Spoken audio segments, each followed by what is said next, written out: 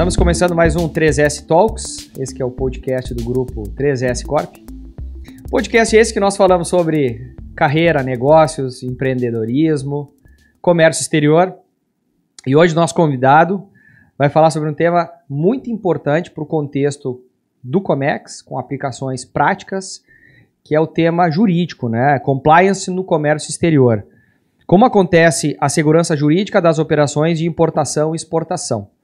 E nós recebemos aqui nos estúdios da 3S Corp, Dr. Gabriel Leonardo Alves, advogado, pós-graduado em Direito Marítimo e Portuário, secretário adjunto da Comissão de Direito Portuário e Marítimo da OAB de Santa Catarina, membro efetivo da Comissão de Direito Aduaneiro, Marítimo e Portuário do Instituto dos Advogados Brasileiros e atualmente advogado do Grupo 3S Corp.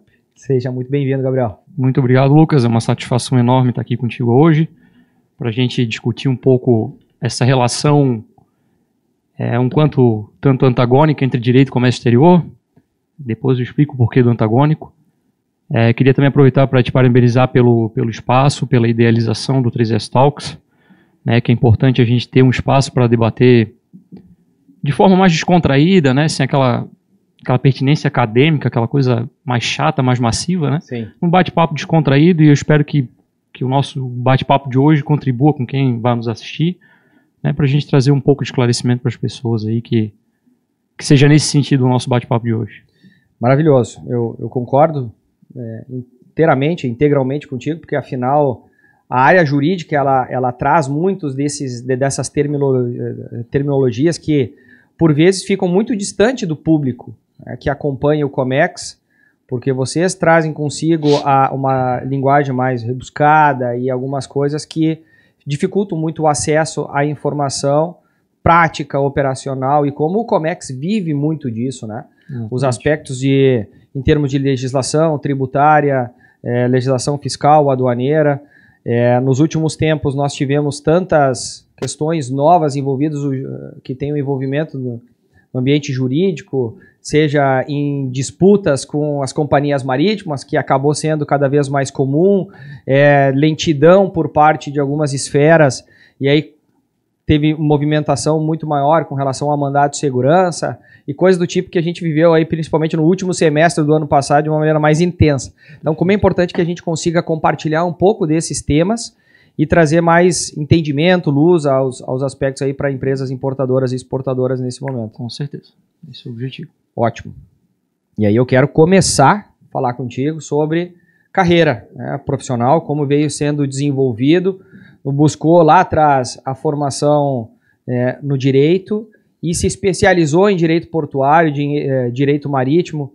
Como é que foi, primeiro estágio, essa formação acadêmica do direito e por que especialização em comércio exterior? Fazendo uma retrospectiva assim, profissional, eu não consigo separar essa minha escolha do pessoal. Tá bom. Né, eu nasci em Itajaí, né, e eu sempre tive um entusiasmo muito grande pela área da marinharia, né, navios, embarcações e tudo isso. Eu cresci assistindo muito isso, né? Uhum. Então, um passatempo de domingo, final de semana, era ir para a Boca da Barra, assistir os navios fazer manobra, ver as embarcações, e automaticamente eu fui crescendo com isso, né? O Porto de Itajaí foi crescendo, eu fui vendo as empresas se instalarem em Itajaí, muitas empresas de comércio exterior vindo para cá, empresas de apoio portuário, de apoio marítimo, comissários de despacho aduaneiro. Então a gente foi crescendo nessa atmosfera, né, envolvendo mais essa parte do comércio exterior, dessa movimentação logística. E eu fui observando isso não de uma forma muito atenta para o lado profissional, mas eu fui viajando nessa atmosfera. Chegou a fase decisiva ali, ou faz faculdade, ou vai para o mercado de trabalho, ou vai viajar. Então eu optei pelo direito porque eu sou um cara curioso, né? Eu gosto de saber a razão de existir das coisas, por que as coisas existem, né? Então, no direito, assim, numa análise preliminar do direito, eu vi que eu conseguiria descobrir por que a gente se relaciona de certas formas com as coisas, né? Com com outro ser humano, com a agência bancária, se a gente for parar para ver, o direito está inserido nisso tudo. Sim. Porque tudo são contratações, né? Eu vou abastecer meu carro, eu faço um contrato de compra e venda, por mais que eu não assine um contrato como uma compra de uma casa, por exemplo, mas eu estou circulando uma mercadoria com combustível, estou pagando em moeda e estou recebendo uma mercadoria. Sim. Né? Então, desde o nascimento até a morte, a gente tem o direito envolvido. Hoje em dia a gente nem analisa mais contratos, a gente simplesmente diz aceitar para tudo os termos e não agora, sei o que, e esquece aquilo tudo que está por trás. Né? Com a automatização ficou muito mais imperceptível o direito no nosso dia a dia. Então a escolha de direito foi mais objetiva para isso, né? E eu confesso que no início da carreira eu queria ser juiz de direito, eu não tinha pretensão nenhuma para ser advogado. E com o tempo a gente vai amadurecendo, eu fiz alguns estágios no Tribunal de Justiça, eu fui conhecendo um pouco mais como que era a carreira de um juiz de direito, por exemplo, eu vi que aquilo não se adequava ao meu perfil, né? E aquela parte ali da minha mais infância ali, de acompanhar essa parte do comércio exterior, ela estava um pouco adormecida. Até que um certo dia, lá no 8º período, se não me falha a memória, na aula de direito tributário, o professor colocou os tributos no quadro, e separou algumas equipes para fazer a apresentação daqueles tributos. Seria um seminário para apresentar os tributos, as consequências, enfim, para trazer uma explanação bem didática para a matéria ali, né? Sim. E eu vi um II e E no quadro, né? Porque ele escreveu no GIS lá. E tinha um colega meu que fazia essa matéria e ele trabalhava com uma empresa de comércio exterior. Ele disse, cara, vamos escolher o II e o E porque eu sei o que é, eu domino esse assunto. Eu nem sabia o que era o II e o E, né? Assim, eu fui meio que na onda dele. Sim. Sabe, se o cara conhece, então tá mais fácil a gente discutir esse assunto e apresentar para uma turma, né? Sim, sim. E a gente acabou ficando com esse tema para apresentar em direito tributário. E eu, para não cair de paraquedas no meio da apresentação, eu peguei e fui estudar o que era IE, né? Aí vi lá, imposto de importação, imposto de exportação. E dali, então, eu vi que tinha uma área no direito que era pouco conhecida, pelo menos aqui na nossa região sul, né? Em São Paulo já tinha um pouco mais desenvolvida, ainda tem, que era essa parte do direito aduaneiro, né? Então, eu fiz o estudo, a gente apresentou o trabalho, então o primeiro contato com o direito aduaneiro foi nessa aula de direito tributário. Então, dali, eu li alguns livros de ex-auditores da Receita Federal, né, o Roosevelt Souza, o Ronaldo Trevisan, que são doutrinadores nessa área de direito aduaneiro. E eu estava lendo um determinado assunto lá e eu vi numa nota de rodapé uma menção sobre direito marítimo, né? Eu disse, olha, poxa... Aquilo te chamou a atenção. Isso, me chamou a atenção. E eu fui pesquisar o que se tratava de direito marítimo. Aí eu comecei a ver por que um navio dá 3 apitos quando está navegando a ré, por que ele tem que ter a luz de navegação. Eu comecei a entender que era aquela minha curiosidade da razão de existir das coisas, eu comecei a entender. Eu disse, opa, então aqui, pelo menos pessoalmente, profissionalmente, eu vou ter um norte, né, de estudar, de me profissionalizar. Aí dei uma pesquisada no Google lá sobre pós-graduações em Direito Marítimo, encontrei uma em Santos, né, Maritime Law Academy. Como é o nome? Maritime Law Academy. E eu fiz a minha inscrição e comecei a estudar e automaticamente, já nesse meio tempo de estudos, eu comecei a fazer uma investigação de mercadológica para ver se eu conseguiria me inserir no mercado de trabalho como advogado especialista em direito marítimo, né? E eu vi que eu fiz uma pesquisa Google, não fiz uma pesquisa muito aprofundada, e eu vi que o mercado está concentrado muito em São Paulo, Rio, né? Principalmente Rio de Janeiro, capital, e Santos. Certo. Né? Que são os expoentes de operações portuárias, né? Sede dos armadores, enfim, das agências marítimas. E eu vi que em Santa Catarina, região sul especificamente, Paraná, Santa Catarina, Rio Grande do Sul, o nível de profissionais nessa área é muito escasso, né? Então eu olhei para o lado, muitas empresas e poucos profissionais, eu consigo me inserir nesse mercado de trabalho. E Santa Catarina já se tornando um cluster logístico no Brasil, por conta dos benefícios fiscais. Nós vamos falar um pouco sobre isso também, eu quero entrar no tema. Uma abertura em termos de portos de uma maneira muito mais consistente, porque afinal hoje nós temos 5 portos, né? Muito embora Itajaí, no momento que nós estamos gravando, não esteja operando, né, por conta da concessão, mas nós temos aqui 5 portos, nós temos uma estrutura alfandegária com os portos secos, CLIAs, EADs, etc., muito pujante, né? Então, e aí todos os intervenientes ou todos os stakeholders aí vindo massivamente para o Estado, ou seja, olhou para o lado, não tinham tantos profissionais, advogados formados nessa área, viu que haveria uma possibilidade maior. Perfeito. Então, daí eu vi, opa, eu posso me encaixar nesse mercado, né? Então, eu me lancei no mercado, eu trabalhei em 2 escritórios antes de vir para o Grupo 3S Corp, que trabalhavam com comércio exterior, né? Eles atendiam importadores e trade companies, na sua grande maioria. Então, eu trabalhei nesses 2 escritórios, foi onde que eu tive mais contato aprofundado numa parte profissional, assim, deixando o acadêmico de lado, né? Eu concluí minha pós-graduação em Direito Marítimo e Portuário e logo em seguida eu já me inseri no mercado já nesses 2 escritórios que trabalhavam nessa área do comércio exterior, né? Tá. Até importante, tu falou que chama a atenção, né, que Santa Catarina tem 5 portos praticamente, né? Eu acho que nenhum estado do Brasil tem essa dimensão logística de infraestrutura para o transporte marítimo, mas nós também temos aeroportos, né? Exato. Temos Navegantes, São temos 3 aeroportos Joinville, internacionais, isso, né? que fazem também tem essa capacidade de fazer futuramente esse transporte de carga também. Exato. Né? Então acho que Santa Catarina, embora ela tenha uma deficiência logística, pelo menos na parte rodoviária, né, que a gente está sofrendo um pouco ainda, em razão dessas questões de duplicações de BR-470, da BR-101, que, querendo ou não, tranca esse fluxo logístico aqui em Santa Catarina, né? Sim. A gente consegue se desenvolver muito bem, né? Eu até costumo brincar que a gente aqui no Vale do Itajaí, a gente é o Vale Fértil, né? Sim. Então a gente tem empresas em Blumenau, que são empresas gigantes e que acabam escondendo seu produto aqui por Itajaí, agora por Itapoá, enfim. Mais ou menos esse é o resumo de como eu me encontrei profissionalmente. Da estrutura. Isso. A gente vai voltar claro. Em alguns temas, então é importante que, mas para não perder o gancho, falando um pouco da estrutura que foi construída dentro de Santa Catarina, nós vamos falar sobre compliance, trade compliance, enfim, não vamos falar sobre tecnologia, vamos falar de alguns elementos, mas eu vou pegar o gancho da estruturação que aconteceu aqui dentro de Santa Catarina, até para a nossa audiência que é fora do estado e que quer entender um pouquinho melhor dessa construção no estado de Santa Catarina. O estado de Santa Catarina tem benefício fiscal, né, atrelado ao ICMS, o benefício é o do tratamento tributário diferenciado, os TTDs, são diversos, e uma das prerrogativas para se usufruir do benefício fiscal é que as operações de importação sejam realizadas por portos, aeroportos e agora também zona de fronteira do estado de Santa Catarina. Então, toda a construção, a liberação aduaneira, ela precisa se dar em portos, aeroportos de Santa Catarina, né, para usufruir desse benefício fiscal. E aí, por conta disso, muitas dessas questões que antigamente era um porto, só o porto de Itajaí, hoje nós estamos falando, logo à frente do porto de Itajaí é um rio que cruza, né, para entender um pouco melhor, é um rio, o rio Itajaí-Açu. Numa margem é o porto de Itajaí, na outra margem é o porto de Navegantes, tem a estrutura da portonave. Ao norte do estado, São Francisco, que é um terminal graneleiro. Mais ao norte ainda, muito próximo do estado do Paraná, o porto de Itapoá. E muito ao sul, o porto de Imbituba, né?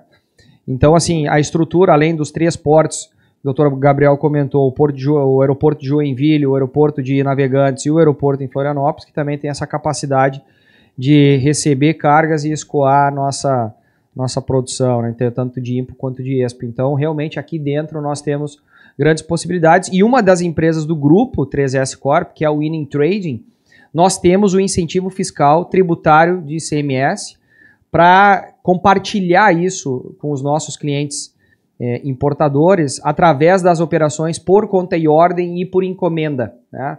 A gente não precisa entrar aqui no conceito, porque isso aqui é papo para outro capítulo, mas aqui dentro do grupo nós temos essa condição também de fornecer esses serviços relacionados aí ao incentivo benefício fiscal de Santa Catarina. Só para não perder o gancho. Sim, isso mesmo. Esses incentivos fiscais, eles têm o objetivo, a premissa de desenvolver o Estado, né?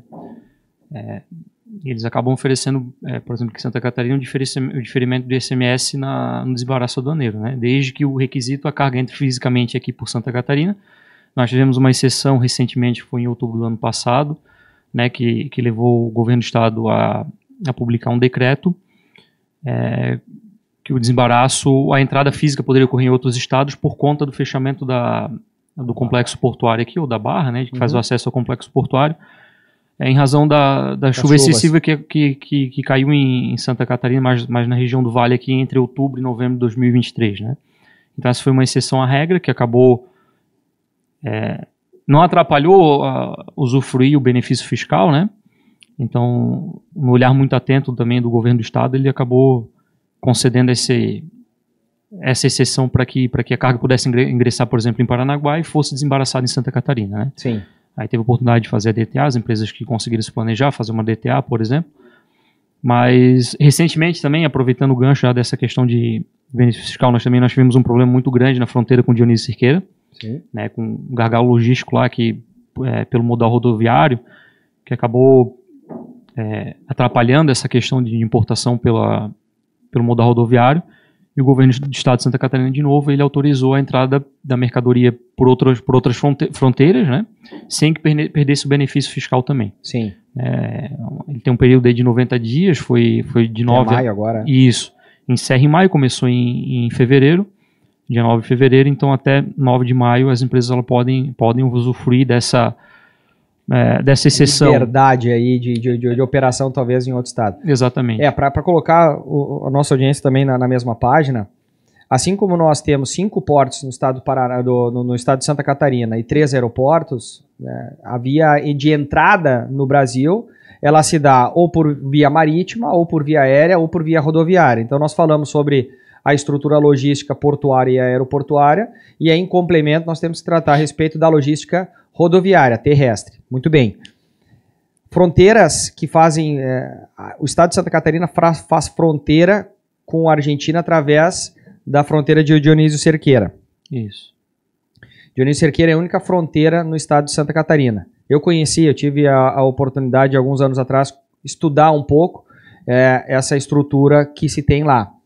E durante muito tempo, a única exceção para a operação, para usufruir do benefício, era o rodoviário, por ter uma única aduana fronteiriça na via rodoviária, se permitia fazer a liberação aduaneira em outras zonas de fronteira, como por exemplo lá no Rio Grande do Sul, em Uruguaiana, em Jaguarão, no Chuí, enfim, nas outras estruturas. Mudou essa legislação, onde houve a partir salvo engano, a partir de 1º de janeiro desse ano, ou não? Foi do ano passado, 2023, né? A obrigatoriedade de entrar pela fronteira de Dionísio Cerqueira. Mas durou também, ficou com essa legislação, depois criou-se novamente essa liberdade, né? Mas se obrigou a operacionalizar todas as importações via Dionísio Cerqueira para usufruir do benefício, uma vez que se tem a fronteira no estado. Isso gerou filas quilométricas e uma estrutura que não comportou escoar todas as operações de importação como se deveria. Então se abriu novamente a liberdade, então agora tem um hiato, né, entre aquilo que era, aquilo que vai ser, de novo, em tese. Então agora continua sendo possível fazer a liberação aduaneira em outras aduanas. Isso. Até 9 de maio. 9 de maio. 9 de maio. E aí, a partir do dia 9 de maio, volta a obrigatoriedade de se utilizar de Dionísio Cerqueira para executar as liberações. A princípio, sim, porque a gente não teve nenhuma movimentação legislativa nesse sentido. Talvez, pode ser que por uma questão de observação também, porque foi um remédio encontrado para dar um escoamento, porque talvez não seja uma solução definitiva, porque as importações elas vão continuar acontecendo, né? Então talvez seja uma oportunidade também do governo estudar uma outra estratégia, uma outra forma de administrar essa questão das entradas pelo modal terrestre, né? Certo.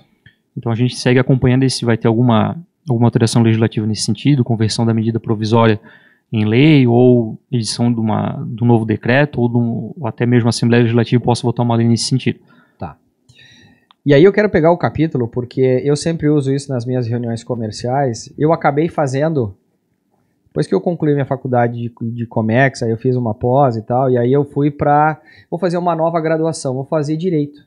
Me interesso muito sobre o tema, eu acho que a gente consegue mudar o jogo das empresas através do direito tributário, né? Enfim, e outras questões.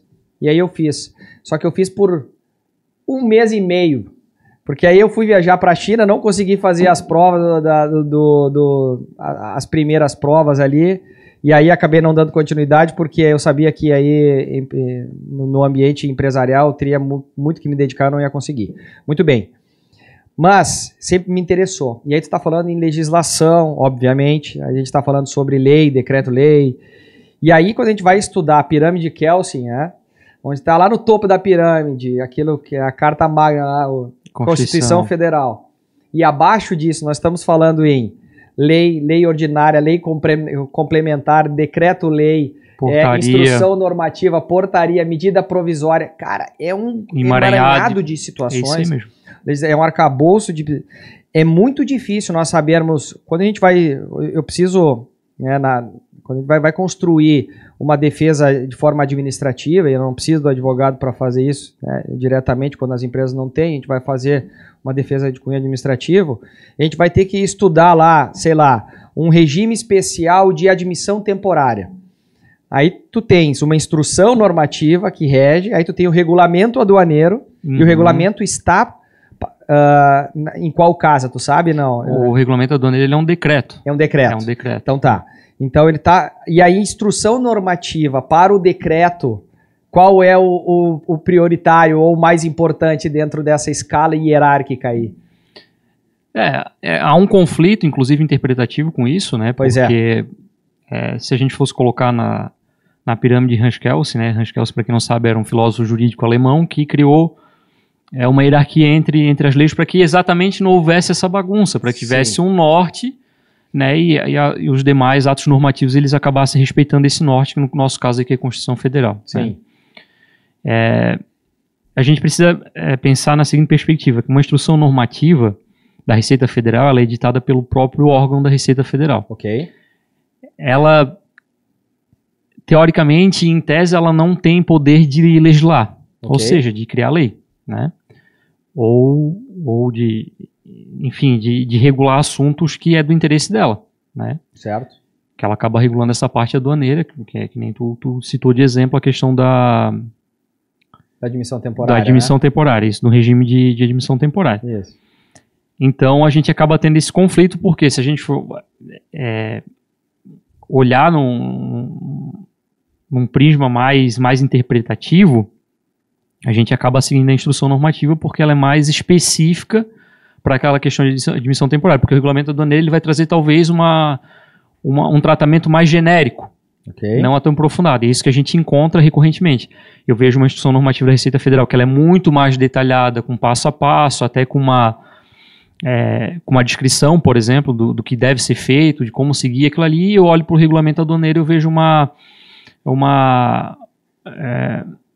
transcrição mais genérica. Ele trata ali, mas a instrução normativa ela acaba trazendo mais detalhes. Então, tu acaba, nessa margem interpretativa, tu acaba trabalhando mais com uma complemento da outra. Sim. Eventualmente, elas podem ter um conflito. Exato. Aí vai... Isso acontece. Esses conflitos, por vezes, acontecem. Sim. Porque vai analisar uma coisa pelo decreto, tu vai construir toda a tua tese, enfim, ou na prática, né, tu vai executar aquilo que está no decreto. Não, mas tu também tem que olhar a instrução normativa.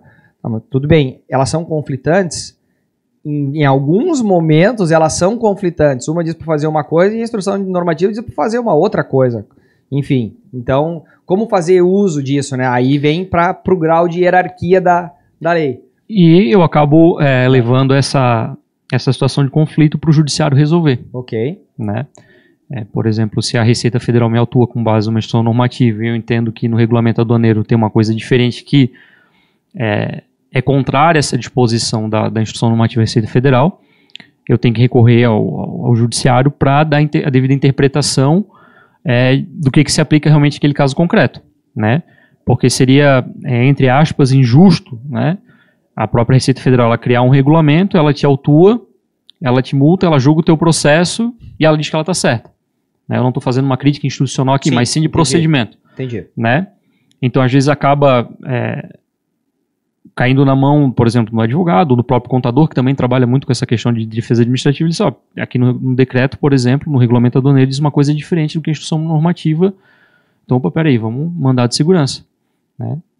Ou um outro tipo de ação, uma ação anulatória, por exemplo, né? Uma ação ordinária anulatória do auto de infração, para discutir realmente qual dessa legislação ela vai se aplicar, né? Qual a interpretação que vai ser dada pelo Poder Judiciário de qual legislação se aplica no caso concreto. Na prática, a gente acaba não usando a pirâmide de Kelsen, né? Porque ela é muito mais teoria do que na prática, né? Entendi. Claro que ela reserva as suas proporções, por exemplo, a Constituição Federal, que é o topo da pirâmide dela, a gente não tem discussão, mas na prática a gente acaba não utilizando muito a pirâmide de Kelsen, porque a gente usa mais as leis especiais. A especial afasta a geral, por exemplo.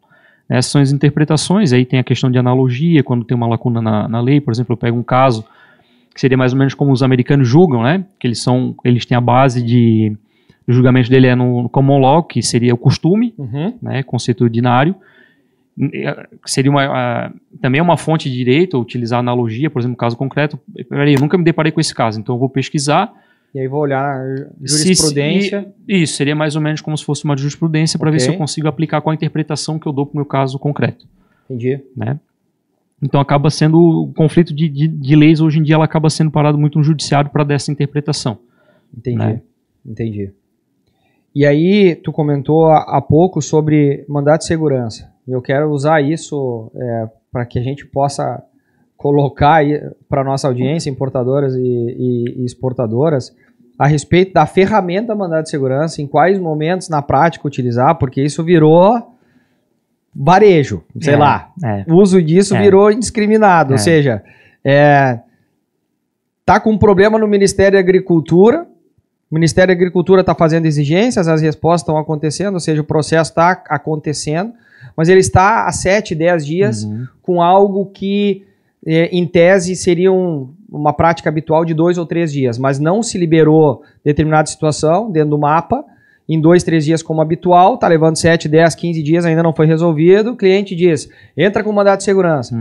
Tem pertinência uma movimentação nesse sentido? Em quais momentos utilizar na prática a ferramenta do mandato de segurança? Se o processo está se aquela está em exigência, está sendo respondida a exigência, ainda assim é possível? Coloca um pouquinho para a nossa audiência a respeito do mandato de segurança como ferramenta jurídica. O mandato de segurança, na verdade, ele é um remédio jurídico, né? A exemplo do habeas corpus, por exemplo. Né? Ele serve exatamente quando eu tenho um ato coator, né? Ou seja, eu tenho que ter uma autoridade coatora. Essa autoridade ela precisa ser pública, né? E ele está praticando um ato que está lesando um direito meu líquido e certo. Né? A gente chama de direito líquido e certo, que é um direito que eu não preciso ter uma dilação probatória, né? Porque para que serve o processo? Até só para a gente fazer um parênteses aqui para conseguir compreender a dinâmica, né? Ok. Um processo, ele serve exatamente isso para eu convencer o juiz de quem está certo, que quem tem aquele direito ou quem não tem. E eu utilizo o processo exatamente para desenvolver as provas, né? Às vezes eu uso testemunhas, eu junto documentos, eu peço uma perícia, né? Então o processo ele vai se servir dessas provas, o juiz vai sentar, vai analisar o que cada um trouxe junto com essas provas e vai dizer, não, quem tem o direito é fulano e o outro ele não tem razão nessa questão da perspectiva dele de direito. O mandado de segurança ele é um pouco diferente por ele ser um remédio jurídico. E nessa interpretação que a gente tem, ele seria uma ação mais urgente, digamos assim, né? Ele requer uma urgência muito grande, tem o pedido liminar dentro do mandado de segurança também, mas ele precisa ter um ponto muito importante que é a prova pré-constituída. Okay. Eu não vou poder fazer uma dilação probatória no mandado de segurança, por exemplo. Eu não vou ouvir testemunho no mandado de segurança, eu não vou ter perito no mandado de segurança, eu tenho que, quando ingressar, impetrar, na verdade, a palavra certa, né, com o mandado de segurança, eu já tenho que estar com as provas já pré-constituídas, para que o juiz, na primeira análise que ele faça, ele diga, não, realmente eu tenho um direito aqui líquido e certo sendo lesado, por um ato coator, né? Vamos pegar exemplo que ocorre muito, que é a Receita Federal, né? Geralmente os movimentos paredistas, grevistas da Receita Federal, né? O que acontece? Os auditores entram aí por reivindicações, eles começam a fazer as operações mais lentas, né? Então eles acabam remanejando poucos servidores para aquela determinada alfândega. Operação padrão. Isso. Eles dão os nomes aí, Operação Tartaruga, Operação Padrão, eles vão dando os nomes conforme o movimento que a Receita Federal entende, né? Eu estou citando o exemplo aqui da Receita Federal, que é o mais comum que ocorre, né? Sim. Então, a gente não tem nesse emaranhado de leis, né, nessa desorganização legislativa que a gente tem, entre instrução normativa, leis, a gente não tem um prazo para que a Receita Federal ela possa concluir o despacho aduaneiro. Okay. Né? Então ela interrompe, eventualmente vamos supor em um processo de parametrização de canal vermelho, ela fez a interrupção do despacho aduaneiro, lançou uma exigência, né?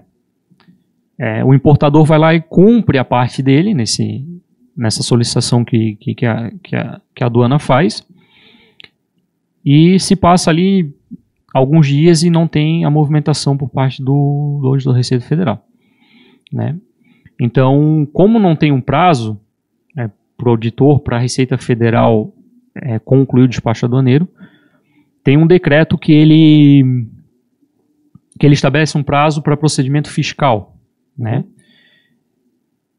Aí, de novo, a gente torna essa questão do direito aduaneiro, da autonomia dele, o direito aduaneiro, se ele é um procedimento fiscal, se ele é um procedimento de direito administrativo, que faz o controle de entrada da mercadoria, ou se ele é um processo meramente fiscal para arrecadar o tributo, para verificar essa questão de tributação. Sim. Né? Mas, dito isso, a interpretação que os tribunais federais eles têm dado para essa questão de prazo para a Receita Federal concluir o despacho aduaneiro é de 8 dias com base nesse decreto. Uhum. Que lá fala que o procedimento fiscal ele deve ser concluído em 8 dias. Ok. Né? Então, voltando ao nosso caso ali, o fiscal lançou a exigência de uma parametrização de canal vermelho, o importador cumpriu a exigência, juntou, e não foi feita a análise da documentação que o importador juntou e nem tampouco foi agendada a vistoria física da mercadoria, por exemplo. Certo. Né? E se passaram aí, vamos supor, 15 dias, né? Dessa interrupção, da juntada do esclarecimento do importador. Então a gente teve uma extrapolação de prazo conforme a interpretação da jurisprudência. Né? Okay.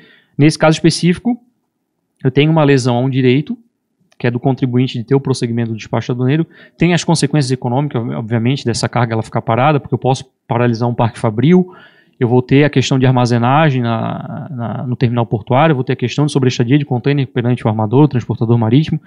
Então tem toda essa influência econômica e, sobretudo, essa questão da lesão de um direito que o contribuinte tem de ter a satisfação da administração pública dela concluir aquele serviço dela, que na verdade o auditor está prestando um serviço, a Receita Federal presta um serviço, então ele tem que cumprir, né, agora com essa interpretação em 8 dias do despacho aduaneiro. Certo. Extrapolou o prazo, eu consigo impetrar o mandado de segurança porque eu tenho já a prova pré-constituída. Eu vou chegar para o juiz, né, documentalmente vou mostrar, ó, o despacho foi interrompido em tal dia, eu juntei as declarações em tal dia e desde lá até a impetração desse mandado de segurança, não houve manifestação pela autoridade alfandegária. Ok. O juiz vai lá, eles têm 8 dias para concluir o prazo, para concluir o despacho aduaneiro, excesso de prazo, cabe mandado de segurança. Ok. Né? Então, nessa perspectiva, por que cabe mandado de segurança nessa situação? Porque eu já tenho a prova pré-constituída. Que é uma habitualidade na liberação em 8, 10 dias. Isso. Extrapolou o prazo.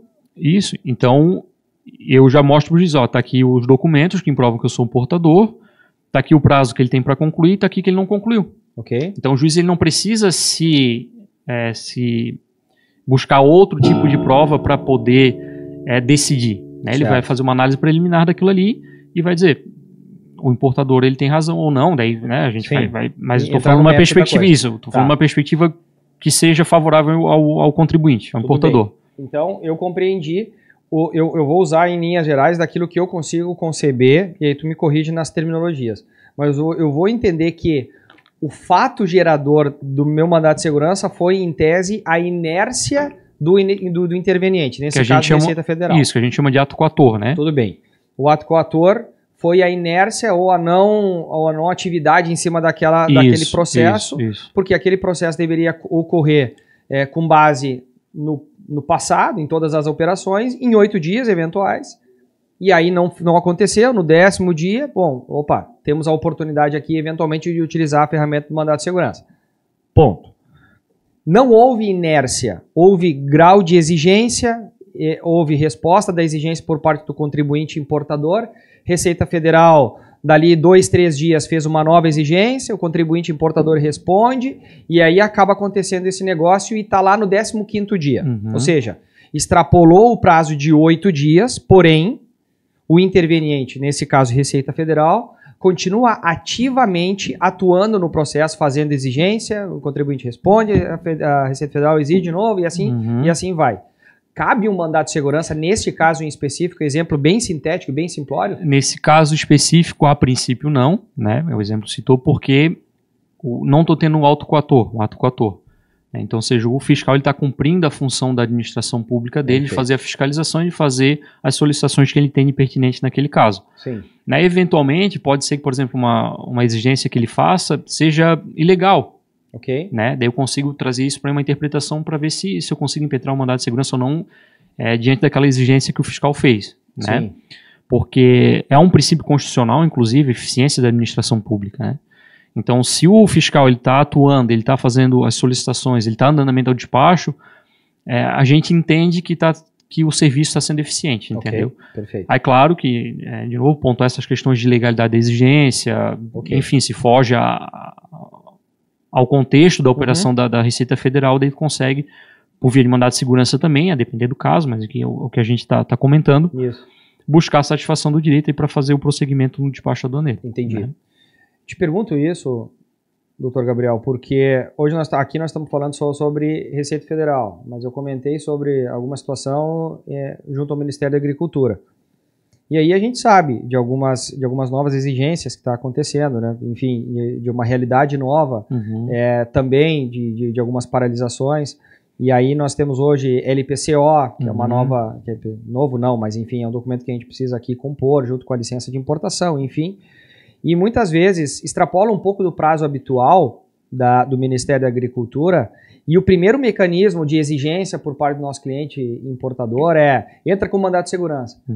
Mas não haveria suporte legal para isso, nós discutimos já, porque afinal o Ministério da Agricultura está trabalhando, está atuando em cima daquela operação, daquele processo. Talvez não com a agilidade de outrora, isso normalmente leva um dia, está levando 3 ou 4 dias. Sim. Tudo bem, mas ainda está no prazo regulamentar onde gerado IP pela jurisprudência aí da operação em questão. Ou seja, não é em todos os casos por uma lentidão maior que cabe o mandado de segurança. Então esse é um capítulo importante que a gente precisaria reforçar. A perspectiva é essa, né? Não é todo atraso, não é toda a situação que eu vou conseguir por mandado de segurança, por exemplo, dar prosseguimento ao despacho aduaneiro. Eu preciso analisar esse caso pontualmente porque eu preciso entender o que acontece, o que está ocasionando esse atraso, né? Se é um movimento grevista, por exemplo, por parte ou dos auditores do MAPA, ou dos auditores da Receita Federal, ou da própria Anvisa, dos servidores da Anvisa, né? Também, porque a gente tem essa dificuldade normativa de prazos. Né? Por exemplo, eu não tenho uma lei que crava os prazos. Isso, né? Que diga, por exemplo, o auditor da Receita Federal ele tem tantos X dias para concluir um despacho aduaneiro. O auditor fiscal do MAPA ele tem tantos X dias para deferir uma licença de importação, para fazer análise da embalagem de madeira lá, por exemplo. Eu não tenho isso expresso categoricamente. Isso. Aí, onde que eu me socorro? No judiciário. Sim. Né? Está acontecendo esse atraso, eu utilizo como analogia os 8 dias para conclusão.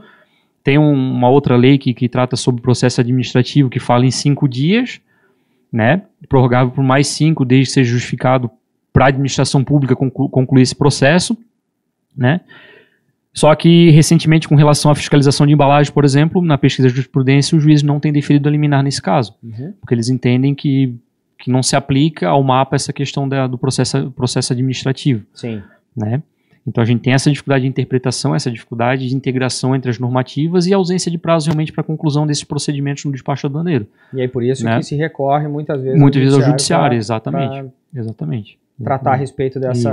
Isso. E aí, ultimamente, a gente começou com as disputas aí junto aos armadores, porque na prática, quando a gente assume a responsabilidade na importação como importador, a gente tem que devolver o container com base naquilo que foi definido nos termos de contratação do frete marítimo relacionados ao free time, ou seja, eu tenho tantos dias livres a partir da chegada do container no Brasil para fazer a devolução no estabelecimento designado pelo armador, no depot. Muito bem. E aí muitas vezes pode ser 7, 14, 21, 28 dias a depender da negociação. Extrapolado esse prazo eu começo a pagar o demurrage. Só que agora, nos últimos tempos, aqui na nossa região, em Santa Catarina, ficou muito difícil devolver container. Não se tem local para devolução de container, está tudo cheio e eles não recebem. Então, mesmo eu tendo liberado a mercadoria, mesmo eu querendo fazer a devolução do container, o armador me diz a data de devolução, hoje nós estamos gravando no dia 14 de março, a devolução, em tese eu tenho condições de devolver hoje, mas ele vai jogar isso para dia 28 de março. Ou seja, e o meu demurge vence depois de amanhã, hipoteticamente. Eu estou querendo devolver dentro do prazo, tenho essa condição de fazer, mas ele não tem condições de receber, e aí eu entro com esse litígio, eu entro com o processo também. Como é que está funcionando isso na prática e como é que funciona isso para explicar para os nossos clientes importadores aí? Essa relação entre importadores e transportadores marítimos e armadores é uma novela que se estende por muito tempo, principalmente essa questão de sobreestadia de container, né? Okay. A ANTAC, ela tenta regular o mercado, ela lança algumas resoluções, ela publica algumas resoluções para tentar regular o mercado, mas a interpretação que a gente tem tido do Poder Judiciário é que o mercado ele se autorregula. Entre particulares, então o próprio mercado se autorregula. Entendi. Então, se for esmiuçar isso, a gente está na mão dos transportadores marítimos, porque a gente depende deles para fazer o negócio acontecer, né? Enquanto deveria ser o contrário, porque a razão de existir deles são existir... os importadores e exportadores. Exato. Né? Então, eu acho que também é importante os importadores eles crescerem nessa questão de igualdade com os outros players, né? Sim. Para que cesse de uma vez por todas essa questão também de submissão que a gente vê recorrente acontecer. Eu já vi empresas fecharem por causa da sobreestadia de container, porque não tinham dinheiro para pagar a sobreestadia, que passou de R$500 mil. Então, imagina o impacto financeiro que isso causa, né? Sim. Mas voltando para a tua pergunta ali, só para contextualizar, né, a gente tem essa dificuldade de regular o mercado com o ente estatal, que seria a ANTAC, né? Nesse caso específico, a gente tem a resolução 62 da ANTAC, que no artigo 21 ela fala que quando a sobreestadia ela é iniciada por culpa do transportador marítimo, o importador ali, o responsável, ele não tem responsabilidade por arcar com esse custo, né? Então, não seria nenhum caso fortuito ou força maior, mas seria uma própria imposição do armador. Ele que está dando dificuldade, ele está impondo uma dificuldade para eu fazer a devolução do container vazio no terminal que ele indica, né, já que Santa Catarina não tem. Então, nesse caso, eu entendo que é cabível sim a isenção desses custos, né? Mas, de novo, a gente precisa desse apoio, do suporte do Poder Judiciário para ele dar essa interpretação, se essa resolução, ela pelo menos se aplica nessa situação específica. Entendi. Né? Eu vi algumas empresas, eu acompanhei algumas empresas que ingressaram com ação judicial, só que a gente não teve a decisão final ainda, né? E também não é um processo que cabe um pedido liminar, porque tu vai discutir ali essa questão da aplicação da resolução, a questão de obrigação, quem que deu causa ao atraso na devolução. Então a gente está acompanhando de perto isso. Eu não tenho um posicionamento definitivo sedimentado pelo Poder Judiciário ainda. Sim. Então a gente fica à mercê, infelizmente, dessa interpretação.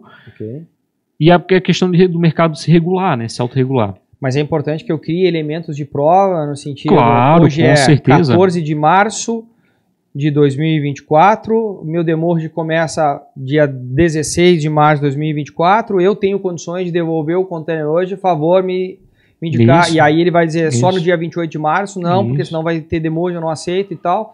E aí vamos ver como é que as coisas vão se desdobrar a partir de então. Porém, eu tenho que criar esses elementos de prova para que, se eu precisar entrar com uma disputa, eu tenha condições de comprovar a minha integridade, minha idoneidade. Geralmente essas conversas são sempre por e-mail, né? Justo, então, essas formalizações. Exato, então, claro que eu não posso cair na inércia e deixar simplesmente esperando uma atitude do próprio transportador marítimo, que ele vai resolver o problema. Eu preciso instigar ele a me dar um posicionamento, exatamente, e para que ele me dê uma posição para que eu possa, então, me organizar, inclusive, internamente, para fazer a devolução dessa unidade vazia.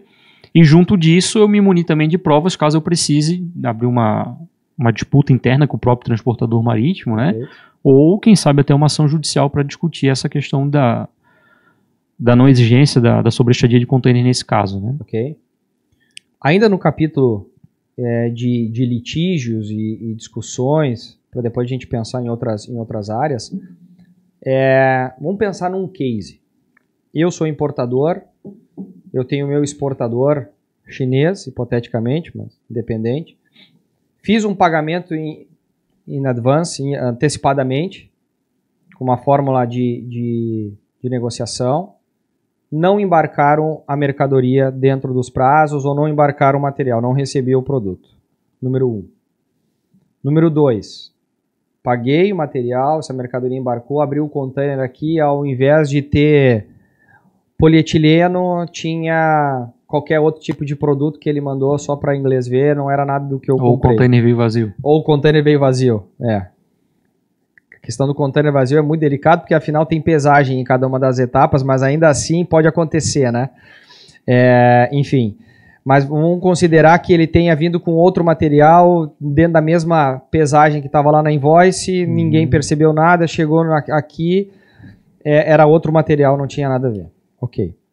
Como é que eu vou fazer para me fazer valer dos meus direitos, só que agora no âmbito internacional? Fornecedor internacional, meu exportador, não cumpriu com aquilo que era a prerrogativa máxima da minha negociação, embarcar o material dentro das condições, qualidades e tal que eu negociei, veio completamente diferente, eu não veio, e aí eu preciso entrar com uma ação para receber esse dinheiro de volta ou receber o produto. Como é que eu me movimento? Essa é a grande dificuldade dos contratos internacionais de compra e venda, né? É exatamente essa a inadimplência não só do pagamento, mas também, por exemplo, do cumprimento da cláusula contratual. Que nesse caso ele tinha obrigação, eu paguei, ele tinha obrigação de me enviar o que eu comprei. Isso. Né? Negociado na Proforma Invoice, eu dei o de acordo, conferi a fatura comercial, Commercial Invoice, validei, tudo de acordo. Isso. Eu vou precisar, a princípio, claro que tudo depende do caso concreto ali, eu preciso fazer uma análise do que mais de uma forma abrangente, eu preciso processar essa parte no país que é sede dela. Ok. Né? Então, vou ter que contratar advogados lá, vou ter que fazer toda a tradução. Não sei se cabe no caso da tradução, mas, enfim, se precisar de uma tradução de documentos, alguma coisa nesse sentido, eu vou ter que fazer tudo para ingressar com essa ação no país onde que é sede do exportador. Exatamente. Então, eu preciso entrar com uma ação lá. Ok. Eventualmente, alguns países que ele tem cooperação judicial entre países. Ok. Né? Aí isso vai depender de onde está se dando essa relação. Né? O Brasil e China, eles têm uma relação de cooperação. Ok. Né? Mas mesmo assim eu preciso entrar com uma ação lá, eu tenho algumas facilidades, mas eu preciso ingressar com essa ação lá na China para processar, para pelo menos adimplir o contrato, uma indenização, uma coisa nesse sentido. Ok. Né? E essa é a grande fragilidade do contrato internacional. Né?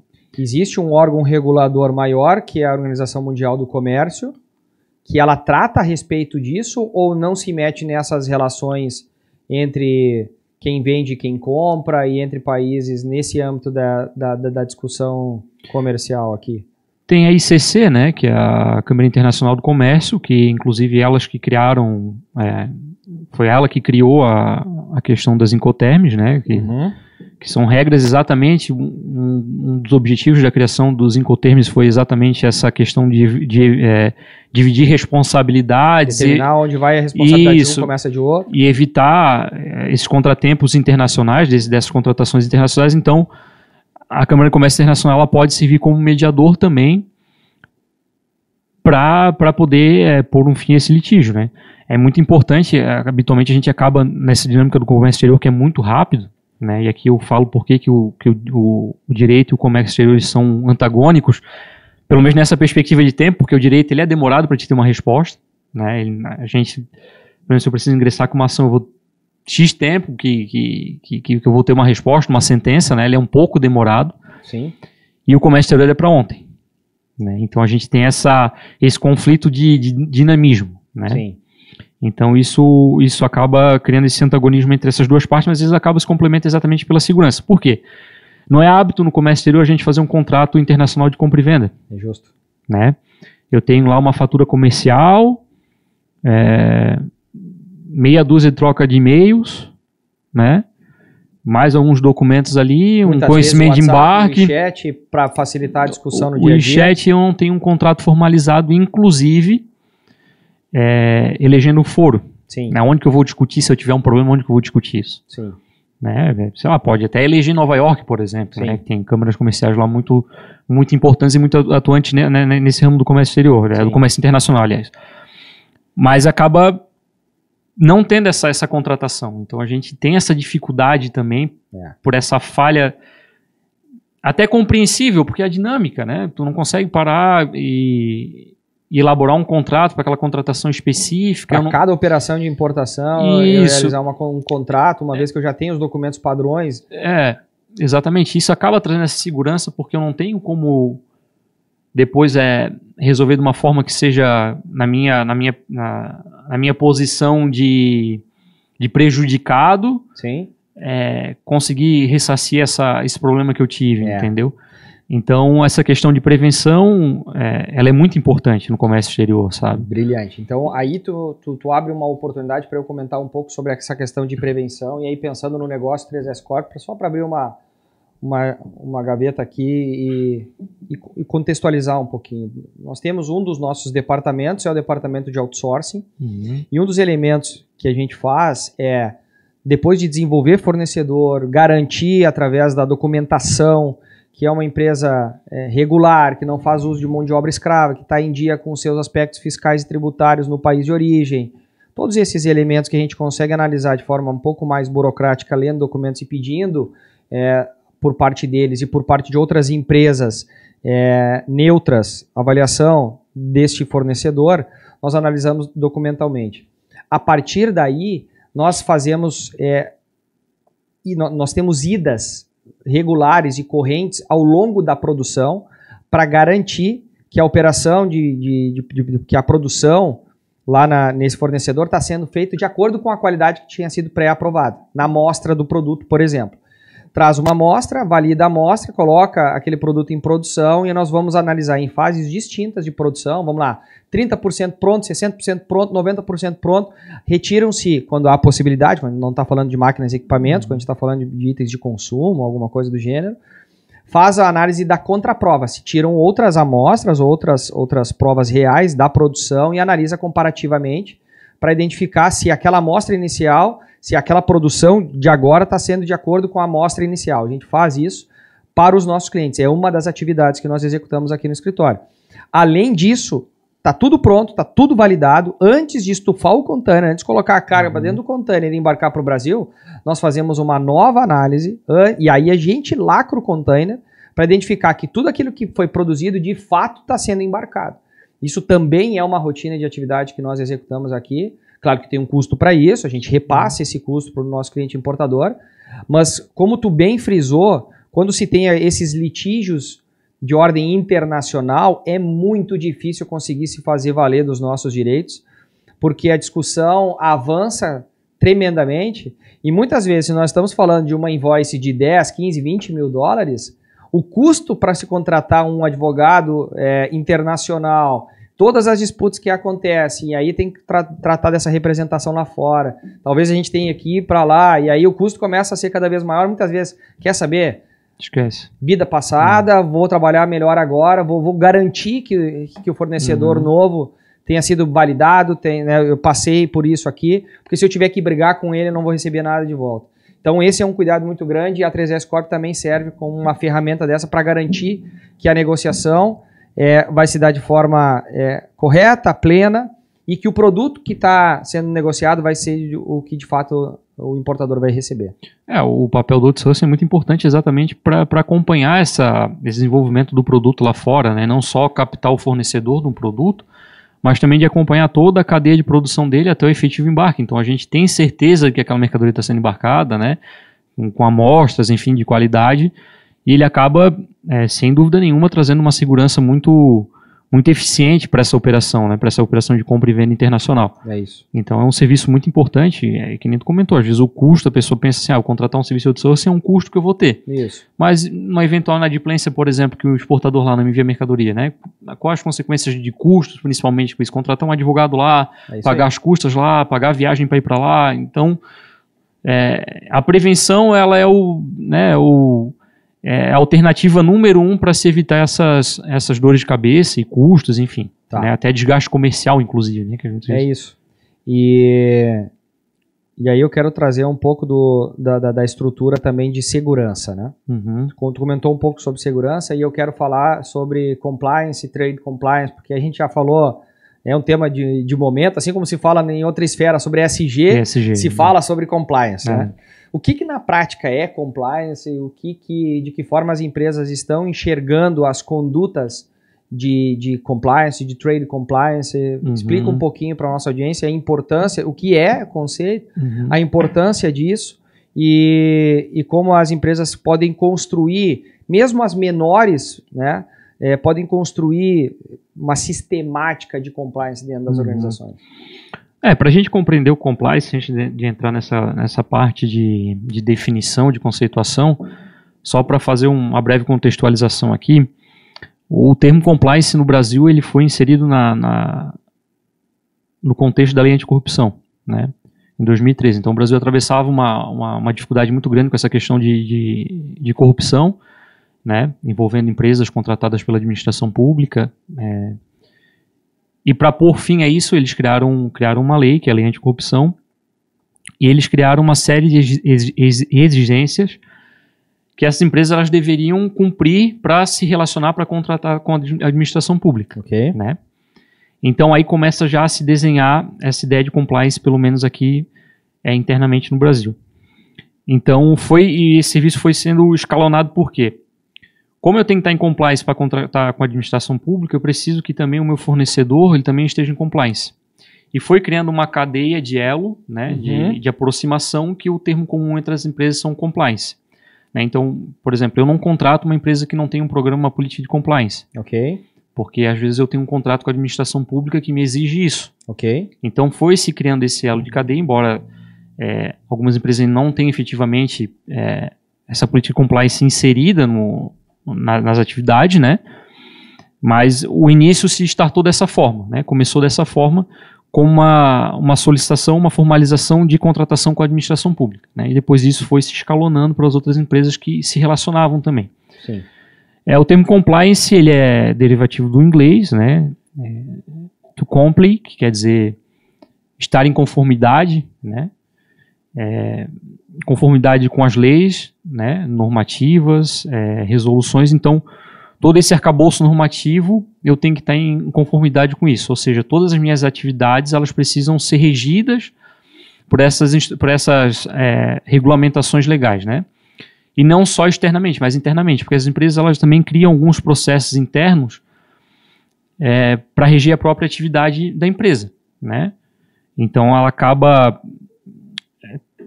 Por esse termo abrangente do compliance, ela acaba tendo ter essa observação também com relação a esses procedimentos, essas normativas internas da própria empresa. Okay.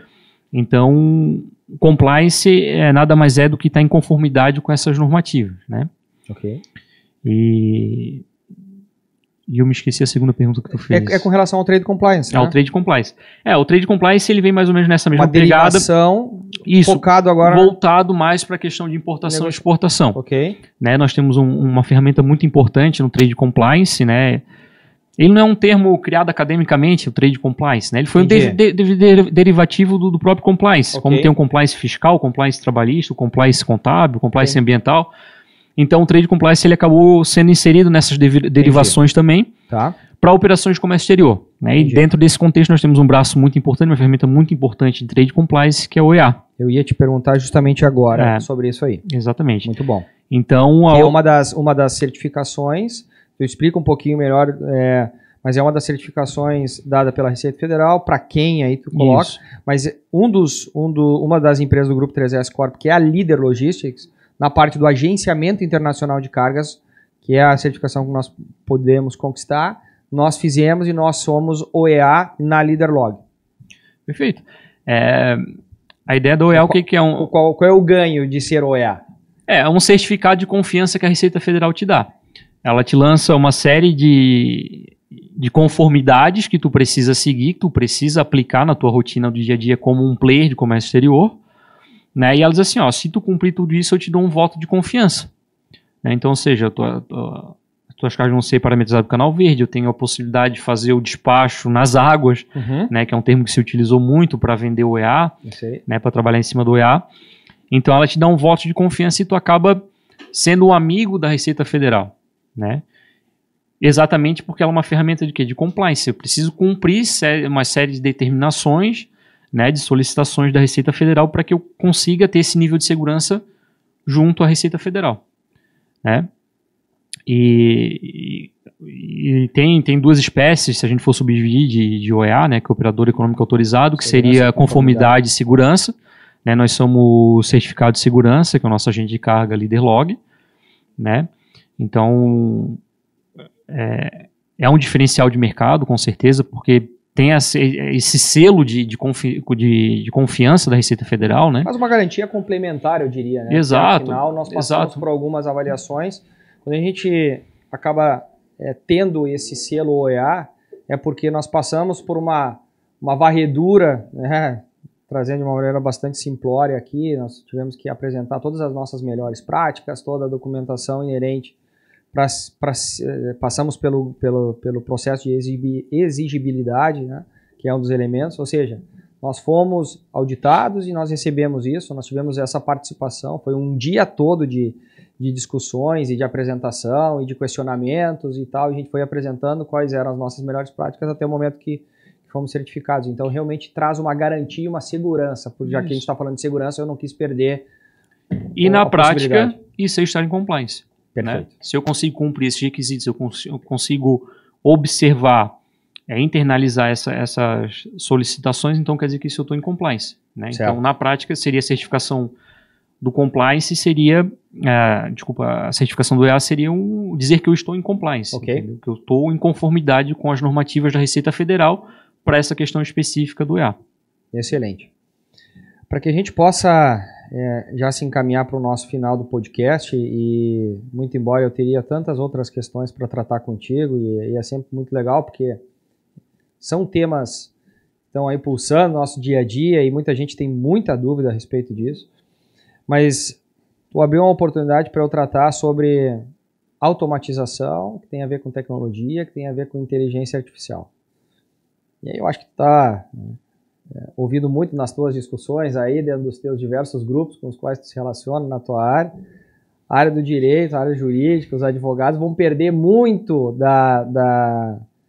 do seu protagonismo com o advento da inteligência artificial. Em outros ambientes a gente trata, muitas dessas coisas são ditas dessa maneira, porque hoje em dia eu monto lá um dossiê com base em algumas palavras-chave que eu mando a inteligência artificial enfim, montar ou qualquer coisa do gênero. Então eu quero saber qual é o impacto que tu vê no ambiente jurídico da inteligência artificial e como empresas de Comex podem se fazer melhor uso da inteligência artificial, das ferramentas de tecnologia hoje aplicadas ao meio jurídico. Uhum. Na perspectiva jurídica, a inteligência artificial vai impactar muito aquelas questões repetitivas, né? Aquele trabalho repetitivo. Então, acho que nesse ponto ela vai impactar positivamente e negativamente ao mesmo tempo, porque a gente vai ter a mão de obra de quem trabalha, por exemplo, com questões repetitivas, né? A gente chama de escritório de trabalho com ações em massa, por exemplo, cobrança de banco, que todas as petições são iguais, todos os andamentos de processo são iguais, então a inteligência artificial ela vai acabar encampando isso e o profissional ele vai ter um só ali para apertar a tecla e aqueles processos vão ser distribuídos de uma forma autônoma. Né? Uhum. Na contramão disso, a inteligência artificial não vai conseguir alcançar, por exemplo, a atividade de consultores jurídicos, né? Porque precisa ter aquele feeling, precisa ter aquela participação, por exemplo, um consultor de uma empresa, ele precisa conhecer do negócio, isso um robô ele não tem capacidade de fazer isso, né? A inteligência artificial não tem esse sentimento de entender, de olhar, conversar com uma pessoa e entender o que ela, pela expressão facial dela, o que ela está querendo dizer, qual que é a intenção dela. Então, eu acho que essa parte de inteligência artificial ela não vai conseguir alcançar. Essa questão que é massiva, que é repetitiva, a gente já tem, inclusive, experimentos de robôs emitindo sentenças, decisões, né, porque ele consegue, de uma forma muito mais rápida, captar todas as decisões que já tiveram. Até tem um robô nos Estados Unidos, que é o Watson, que ele faz esses julgamentos com base em casos repetitivos, né. Então, por exemplo... Ou seja, ele olha na jurisprudência e analisa isso. Exatamente. E ele consegue te dar uma sentença com base nesses julgamentos anteriores. Perfeito. Por exemplo, sei lá, uma colisão entre veículos, por exemplo, aconteceu isso semana passada, por exemplo. Okay. O julgamento foi tal. Okay. Né? Então, com base nisso, ele julga também. Ele julga também. Então, vai ter esse reflexo também nessa questão de julgamentos, né? Eu acredito que a pessoa física do juiz, até por conta dessa questão que ele também precisa ter proximidade, ter o feeling ali de entender as partes, né? Numa audiência, por exemplo, não vai ser substituído. Eu acho que a inteligência artificial ela vai muito para essa parte que é repetitiva, que é massiva, né? Entendi. Então, as questões mais artesanais, digamos assim, as questões mais próximas, que requerem uma proximidade maior, mais manual, ela não consiga atingir. Entendi. Né? Porque ela exatamente não tem essa questão da emoção do ser humano. Né? Sim. No comércio exterior, a gente já vê empilhadeiras autônomas, né, em armazéns, por exemplo, já fazendo toda a movimentação. A gente já vê portos já sendo movimentados por um controle remoto. Nós estávamos justamente falando sobre isso. Exato. Então, ontem eu não me lembro agora se foi na Portonave, no Porto de Itapoá, mas estávamos discutindo sobre isso. Né? Isso. As novas gerações controlando aqueles grandes equipamentos, exatamente, porque eles têm esse tipo de habilidade. Habilidades tais que talvez profissionais um pouco mais antigos não tenham tanta habilidade ali para controlar via joystick. Então, exatamente. É um pouco diferente.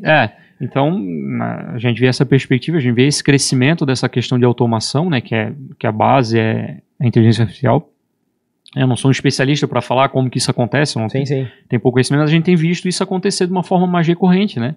As empresas, até porque a inteligência artificial nessa questão, por exemplo, de movimentação de cargas ou de processo, ela tem um ganho de tempo muito grande. Sim. Né? Então, se eu dependesse, por exemplo, da mão de obra humana, eu teria um X tempo, e se eu depender da inteligência artificial, eu tenho um Y tempo mais rápido. Sim. Entendeu? Então, acaba essa questão do prazo ele sendo um divisor de águas pela opção da inteligência artificial. Né? E é crescente, a gente acompanha aí recorrente, cada vez mais a gente vê isso, exatamente. Então, claro que tem um impacto negativo, né, que a gente vê que vai ser a questão da remanejamento dessas pessoas que eventualmente são substituídos, né? Sim. Até na época do banco, que começou a ter os caixas eletrônicos, as pessoas já disseram, o caixa lá, ele vai ser demitido, o cara vai perder o emprego lá porque vai ter o caixa eletrônico, né? Sim. Mas, na verdade, essas pessoas são remanejadas, né? Elas acabam encontrando uma outra atividade dentro da própria instituição que ela está, às vezes até para operar aquela máquina. Sim. Né? Então, a gente fica mais ou menos nessa perspectiva de como a IA vai alcançar a gente, né? Principalmente no comércio exterior. Sim. Um pouco disso, né? Muito bom. Doutor Gabriel, obrigado. Eu acho que a gente conseguiu trazer aqui, eu queria justamente poder discutir um pouco sobre os mandatos de segurança, as disputas que têm acontecido, esses litígios que acontecem também, ainda bem que não é tão de forma recorrente, mas às vezes aparece aqui no escritório uma situação ou outra, a gente tenta reorganizar isso de forma a não permitir mais que esse tipo de situação ruim aconteça nas relações com os fornecedores. Falar um pouco sobre benefícios fiscais, muito embora nós tenhamos tantos outros temas para serem aprofundados, quando a gente fala de benefício fiscal, seja de Santa Catarina, de Rondônia, o crédito presumido gerado, então talvez seja pautas, temas interessantes da gente falar isso numa próxima conversa, num próximo papo, mas eu acho que conseguiu trazer elementos bem interessantes no que diz respeito também às melhores práticas de compliance e como mesmo pequenas empresas que não têm um jurídico próprio, muitas vezes não pagam por uma consultoria jurídica com ações recorrentes, mas que internamente podem ter uma cartilha de compliance, podem ter umas políticas mais bem estruturadas no que diz respeito a melhores práticas de relações com fornecedores, nível de contratação e tudo isso, para dar uma garantia maior para o cliente, porque o cliente muitas vezes também, dependente do volume, tem exigido isso. Como é que vocês estão agindo em termos de compliance? Quais são as políticas? Quais são as premissas? Então, acho que a gente conseguiu nesse papo conversar, nesse papo trazer vários elementos importantes para a nossa audiência. Gostei bastante. Que bom. Claro que a gente não vai conseguir esgotar o tema, né, os temas que foram conversados aqui profundamente, porque o tempo também ele é curto, né? E precisa desenvolver uma conversa mais aprofundada, mas eu fico muito feliz pelo convite. Né, e agradeço pela oportunidade de poder, espero contribuir, que as pessoas consigam entender, quem vai nos assistir futuramente, consigam compreender essa dinâmica, essa relação entre o direito e o comércio exterior, né? E principalmente, eu acho, claro, a gente, como tu bem disseste, a gente não conseguiu se aprofundar em tantos temas, porém, é importante que da nossa audiência e quiçá de outras empresas importadoras e exportadoras possam observar que dentro do contexto de 3S Corp nós temos esse olhar, né? Nós temos um jurídico próprio, além de terceiras partes, de outros parceiros, né, que fazem também dentro de algumas linhas. A tua área do direito é muito vasta, então a gente tem que ter alguns outros escritórios dentro do nosso ambiente específico. Mas é importante que se observe que a 3S é uma empresa que toma cuidado com essas condutas e que nós temos essa capacidade intelectual embarcada dentro do negócio para usufruir, seja no momento de um mandato de segurança, seja em algum regime especial e a gente precisa elucidar, porque muitas vezes muitos contribuintes importadores de outros estados desconhecem e requerem a legislação atinente àquele incentivo fiscal ou aquela conduta dentro do estado, do outro e tal. Então, é importante que saibam que nós temos isso dentro do contexto 3S Corp e a gente consegue repassar essa nossa capacidade intelectual para quem está aí e quer fazer uso da 3S Corp como parceiro comercial estratégico também. Está avaliando fornecedores, está avaliando parceiros. Aqui dentro do negócio a gente tem um jurídico próprio que pode agilizar muito das condutas e das ações também. Perfeito. Né? E trabalhar com essa perspectiva preventiva, né? É isso. Construir esse planejamento estratégico preventivo, né? É isso. É o que eu digo sempre. E aí o pessoal, é o pensar antes para pagar menos depois. Exatamente. Porque afinal Exatamente. É um jogo de xadrez em movimento, né? É isso aí. Tu não pode botar o teu peão ali que alguém pode derrubar. Então a gente tem que estar sempre pensando nas consequências, né? Na dinâmica do mercado como um todo. Isso. E sempre com olhar atento, claro, né? no que eu falo, no que eu convivo, que são as legislações, sempre buscando esse enfoque preventivo, né? Perfeito. Então essa é a ideia mais ou menos. Muito bom. Obrigado, doutor Gabriel, obrigado por ter participado desse movimento. E para ti que nos acompanhou até agora, também meu agradecimento todo especial, porque afinal nós falamos aqui de temas tão complexos e tão importantes para dentro do nosso contexto de comércio exterior. Então, muitíssimo obrigado. Vai ter que me ajudar aí, vai ter que dizer para o pessoal compartilhar, seguir, indicar para os amigos, ativar o sininho, enfim, encaminhar para o máximo de gente, porque esse conteúdo é tão bom, se a gente ficar restrito a nós dois não vai fazer sentido, né? Então tu que nos acompanhou até agora, por favor, compartilhe com os teus amigos, faz esse conteúdo chegar ao maior número de pessoas possíveis, né? É o famoso curta e compartilha, né? Isso aí. Para dar uma força pra gente aqui. Muito bem. Saindo um pouco do nosso ambiente do dia a dia, um pouco mais formal, né? Exatamente. Então vamos pedir pro pessoal nos ajudar. É isso aí. Muito bom. Muito obrigado, gente, por ter nos acompanhado até aqui e até o próximo.